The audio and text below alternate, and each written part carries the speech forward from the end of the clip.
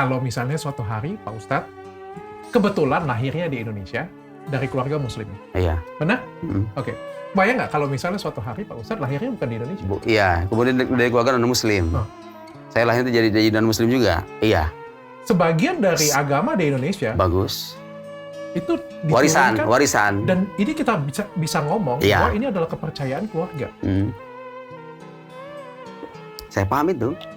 Dokter Kebayang nggak kalau misalnya Pak Ustadz lahirnya di Eropa? Iya. Mungkin Pak Ustadz salah satu ateis. Bisa jadi kan? Bisa Dengan jadi. logik semuanya itu Oke. menjadikan dengan semua kecerdasan Pak Ustadz akan malah menyusun suatu Bisa jadi. logic fallacy gitu. Logical fallacy. Ya, iya, bisa jadi. Itu kemungkinan sih bisa terjadi. Dokter sendiri kalau misalnya lahir di gogek pesantren, jadi Muslim sekarang. Benar. Iya kan? Iya kan? Benar. Bisa jadi. Tapi mau saya jawab nggak?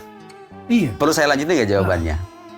Tapi ketika ini keimanan, klaim-klaim ini kalau misalnya mau kita uji, secara keilmuan, mau tidak mau kita terikat loh dengan kaidah-kaidah keilmuan itu sendiri gitu kan. Jadi gini, saya tidak mempersoalkan pilihan subjektif setiap umat beragama. Saya kan terlahir sebagai non-Muslim. Ya sudah, saya jadi non-Muslim. Ya sudah, pilihan Anda.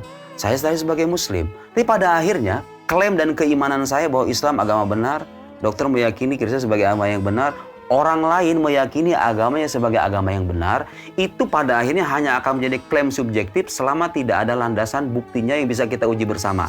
Kalau Anda mengklaim, kata kuncinya adalah kalau Anda mengklaim agama Anda itu benar dalam arti punya landasan keilmuan, mau tidak mau, kita akan dua tanda petik dipaksa untuk menyajikan argumentasi kan pada akhirnya. Saya sepakat. Ini yang saya tempuh.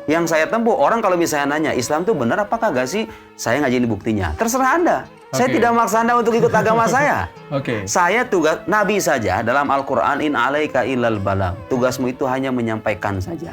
Jadi kalau sekelas Nabi aja sama Tuhan suruh menyampaikan doang, saya siapa gitu loh. Manusia tinggal memilih. Bagus. Jadi poin saya, fakta bahwa kita itu masing-masing hidup di lingkungan umat agama berbeda, kita perlu ingat bahwa kita semua punya kesempatan yang sama untuk mencari kebenaran. Kita punya akal sehat, kita punya panca indera, kita punya nurani, kita bisa bertanya, kita bisa berpikir. Kenapa kita tidak sama-sama menggunakan itu semua? Saya sepakat. Nah,